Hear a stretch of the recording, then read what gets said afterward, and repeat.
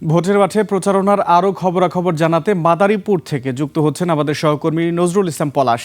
পলাশ, কেমন দেখছেন ভোটের প্রচার এবং প্রার্থীদের প্রত্যাশা আর ভোটারদের ভাবনা নিয়ে কি ভাবছেন আপনারা?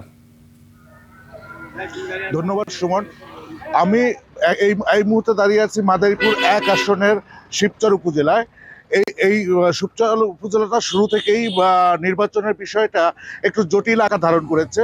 কারণ আমাদের এই শিবচর আসনে প্রথমে যখন বিএনপি মনোনয়ন দেয় তখন বিভিন্ন মনোনয়ন মাদারীপুর শিবচরের প্রভাবশালী নেতারা বেশ কয়েকজনই মনোনয়ন চেয়েছেন।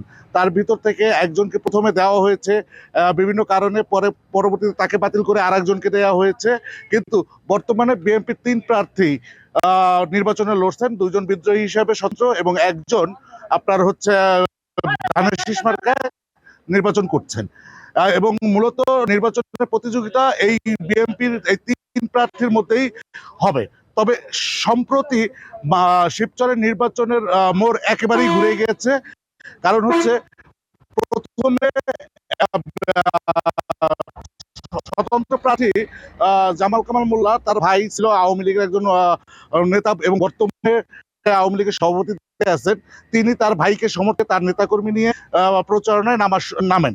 এর পরবর্তীতে দেখা গেছে ধানের শীষ প্রতীকে যে নির্বাচন করেছেন আক্তার, তার সমর্থন নিয়ে পৌর মেয়র এবং প্রায় 10 জন খানিক চেয়ারম্যান, ইউপি চেয়ারম্যানরা প্রকাশ্যে নির্বাচনের প্রচারণা চাচ্ছেন।